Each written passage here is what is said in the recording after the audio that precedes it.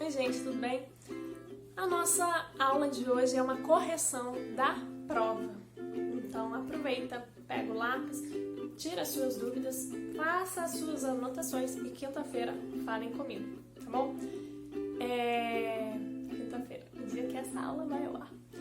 Então vamos lá. A primeira questão eu pedia para vocês dizerem qual era a relação da chamada com a diversidade de seres vivos encontrados no planeta e o principal fator responsável por essa diversidade.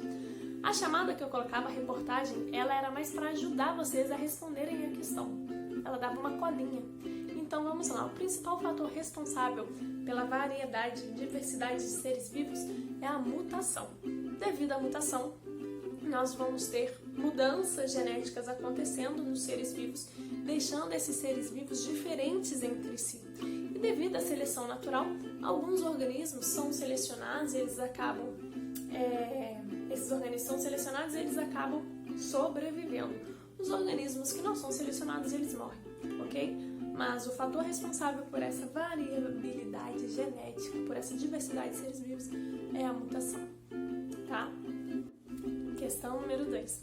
Eu pedia para vocês relacionarem o termo seleção natural com o uso indiscriminado de antibióticos e o surgimento das superbactérias. Bom, qual é a relação desses três pontos? Quando a gente utiliza medicamentos antibióticos sem prescrição médica, a gente não sabe por quanto tempo devemos tomar esses remédios.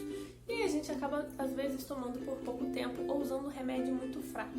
Esse remédio ele vai matar apenas as bactérias fracas. As bactérias que já sofreram alguma mutação, que já são diferentes, elas acabam sobrevivendo ao uso do antibiótico. E, com isso, essas bactérias mais fortes sobrevivem. Ao longo do tempo, elas também sofrem mutações. E, mais uma vez, eu tenho bactérias que já são fortes e eu tenho bactérias muito mais fortes. Essas bactérias muito mais fortes, elas acabam causando mais mal, porque você vai usar um antibiótico e não vai matar essas bactérias, ok?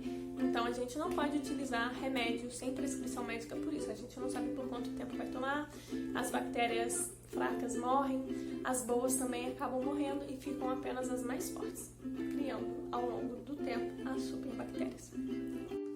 Na questão número 3, eu pedia para vocês dizerem quais eram as características compartilhadas entre algas e plantas. Bom, nessa questão houve um erro. Por quê? Eu pedia para vocês marcarem mais de uma opção, mas eu acho que do jeito que eu coloquei, você só conseguiu marcar uma. Então, quem marcou uma, levou o ponto todo, tá bom? A gente tinha células com flagelo, tecido verdadeiro, folhas e clorofila A. Clorofila A, elas têm também algas e plantas porque as duas fazem fotossíntese. Tecidos verdadeiros as algas não possuem. Folhas as algas não possuem. E células com flagelo as duas possuem. Pelo menos briófito, pteridófito e as algas. Tá bom? Para reprodução. Próxima questão. Na quarta questão, eu pedia para vocês identificarem o principal fator envolvido na reprodução das plantas. Os fatores eram vento, água e insetos. E as plantas eram pteridófita, gimnosperma e angiosperma. Pteridófita, a reprodução vai acontecer com a ajuda da água, porque ela tem flagelo. Gimnosperma, a ajuda vai acontecer pelo vento, porque a gente tem o pólen, mas a gente não tem flor ainda. E nas angiospermas, através dos insetos, que são atraídos pelas flores para ajudar na reprodução. Tá bom? Próxima questão. Na questão 5, eu pedia para vocês explicar por que as briófitas carregavam essas características. Que características? Há características de serem bem pequenas e de viverem em ambientes úmidos e com pouca luz, como os anfíbios, como os sapos e as rãs. Por que, então, delas terem essas características? Porque elas não possuem vasos condutores, necessitando extremamente do contato com a água, porque é a água que vai fazer a reprodução delas e como elas não têm vasos condutores, o tecido dela é muito fininho para ajudar a absorção de água por toda a planta. Tá bom? Próxima questão.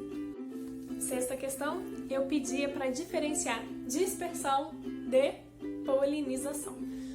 A dispersão acontece na busca por novos ambientes. A semente ela é enviada para outros ambientes com a ajuda de alguns seres vivos.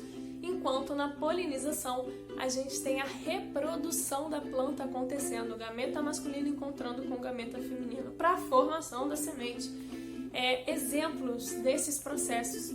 Exemplo de polinização, você tem vários insetos, então era só citar os insetos. Ser humano não faz a polinização, nós não somos polinizadores, gente, por favor. Já no caso da dispersão, nós também temos alguns mamíferos. Nós vamos ter aves, mamíferos, né, como alguns roedores, como esquilos. Gente, só para roedores, como roedores mesmo, ratinhos e esquilos, tá? Esquilos não são roedores. E nesse caso eu até considerei quem colocou o homem para esse local, para dispersão. A gente pode fazer a dispersão sim, ok? E mais uma coisa que tinham colocado, para quem colocou, por exemplo, animais e o homem, ok, mas o homem é um animal, tá bom? Para quem colocou animais e o esquilo, animais e, sei lá, e passarinhos. Os pássaros, eles são animais, então não deu para considerar, só considerei um exemplo, tá bom? Próxima questão. Na questão 7, eu pedia para vocês identificarem quais são as estruturas presentes nos vegetais com a sua função correta. E mais uma vez, era para marcar duas opções, mas não deu para marcar do jeito que foi colocada a pergunta. Então, para quem respondeu uma das respostas certas, já levou o ponto todo, ok? Vou dar uma olhada aqui, porque de cabeça eu não lembro. Mas a primeira, eu falava que as flores protegiam o embrião. A flor não protege o embrião. A flor, ela atrai o polinizador para que aconteça a reprodução. Então, não pode ser essa. O fruto atrai o polinizador? Não. O fruto, ele vai atrair o dispersor. Quem atrai o polinizador é a flor. A semente mantém o embrião vivo ao fornecer nutrientes. Correto, porque a semente possui nutrientes dentro dela que vai auxiliar no desenvolvimento desse embrião enquanto ele ainda não está na terra. E por último, os vasos condutores, eles conduzem os nutrientes pela planta. Correto. Existem o xilema e o floema, são os vasos condutores presentes nas plantas, tá bom? Questão número 8, vamos embora. Na última questão, eu dizia que uma menina ela comia ao longo do dia alguns alimentos e eu pedia para diferenciar quais eram frutas e quais eram frutos. Os alimentos eram pera, mamão, abacate, tomate e pimentão.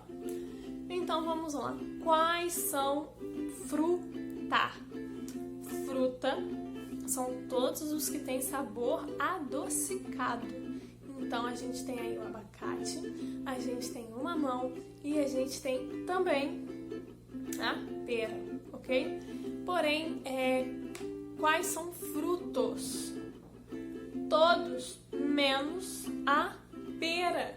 Porque eu falei com vocês que a pera ela é um pseudofruto. Então ela não entra dentro dessa classificação, ok? Bom, é isso. Qualquer dúvida, entre em contato comigo. Quinta-feira estarei tirando as dúvidas de vocês, tá bom? Beijão. Tchau, gente.